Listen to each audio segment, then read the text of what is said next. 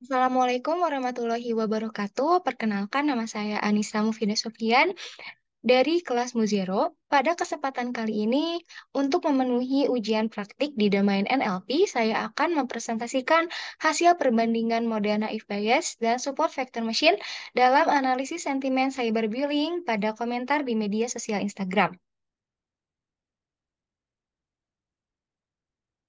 Untuk latar belakangnya, dilansir dari website UNICEF, cyberbullying atau perundungan dunia maya merupakan perundungan dengan menggunakan teknologi digital.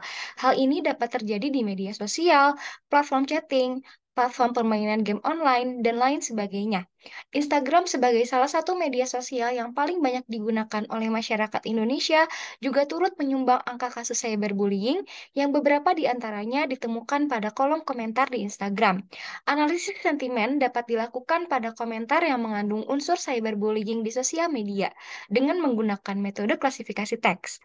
Metode klasifikasi teks yang digunakan pada studi kasus ini adalah naive Bayes dan juga SVM. Untuk rumusan masalahnya, yang pertama, bagaimana implementasi model naive Bayes dan model SPM dalam analisis sentimen komentar di media sosial Instagram, dan bagaimana perbandingan hasil akurasi antara model naive Bayes dan model SPM, model mana yang memberikan hasil akurasi yang lebih baik. Untuk data yang saya gunakan pada studi kasus ini, dataset didapatkan dari repositori GitHub, yaitu dataset sentimen analisis bahasa Indonesia, lebih tepatnya dataset komentar Instagram cyberbullying.csv milik Riza Setia Pradana atau Riza SP. Di sini terdapat tiga kolom. Yang pertama yaitu ID, kemudian di sini terdapat sentimen, yang dimana sentimennya terdiri dari sentimen positif dan negatif.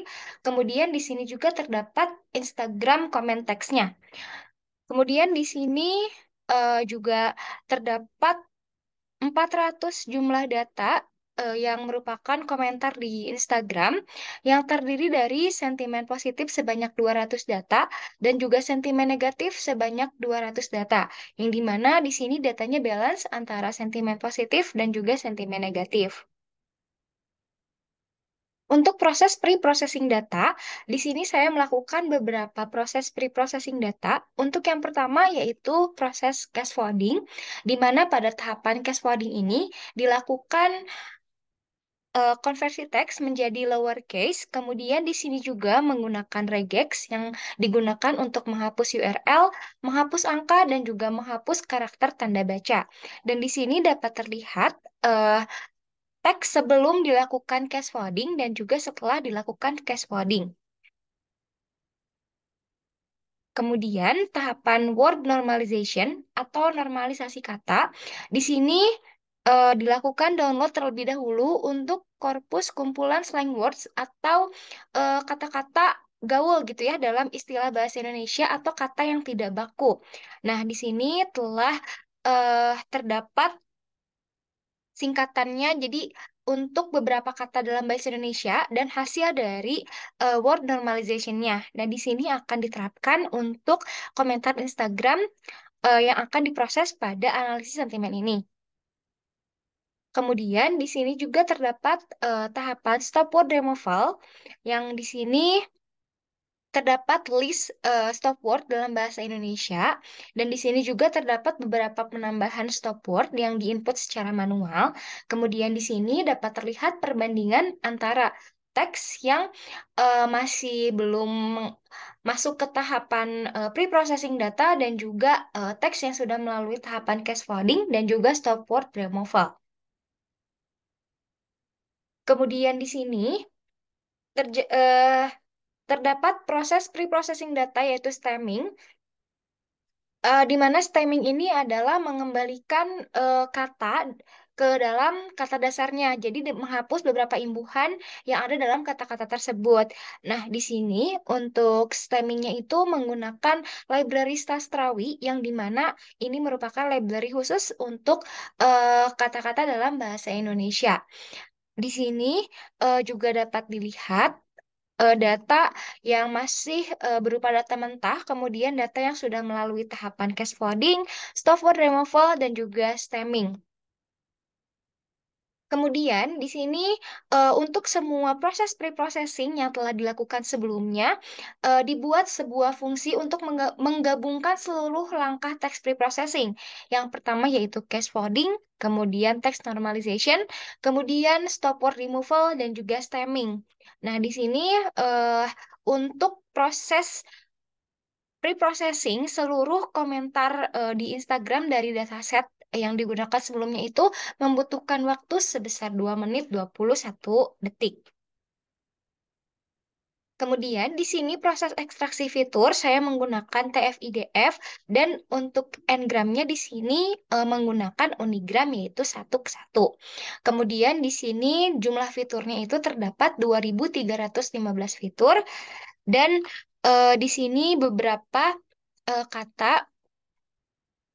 fitur kata yang telah diproses pada TF-IDF dan telah ada bobot vektornya. Kemudian di sini juga dilakukan tahap seleksi fitur yang menggunakan chi-square. Ya, nah, di sini jika sebelumnya terdapat 2.315 fitur, di sini terjadi reduksi fitur menjadi sebesar 1.000 fitur dengan menggunakan chi-square. Dan ini fitur beserta nilainya. Kemudian di sini proses seleksi fitur juga menunjukkan bahwasannya fitur yang dihasilkan dari seleksi fiturnya, kemudian di sini juga fitur-fitur yang terbaik yang dihasilkan. Di sini juga masih merupakan tahapan proses seleksi fitur. Dan di sini untuk modelingnya, di sini untuk analisis sentimen saya menggunakan yang pertama yaitu mode naik bias. Dan di sini menggunakan test size untuk 85% untuk 75% data latih dan 25% data uji. Di sini saya menggunakan yang pertama mode naik bias dan di sini mode prediksinya seperti ini dan juga di sini label aktual labelnya. Kemudian dari hasil prediksi dengan model naik bias, dihasilkan jumlah prediksi benar itu sebanyak 94 dan jumlah prediksi salahnya sebanyak 6. Dan akurasi pengujiannya sebesar 94%. Kemudian di sini juga terdapat confusion matrixnya dan di sini juga terdapat classification reportnya dan di sini untuk precision dan recall-nya itu juga sudah bagus. Kemudian di sini dilakukan cross validation untuk melihat variasi dari setiap eh, splitnya.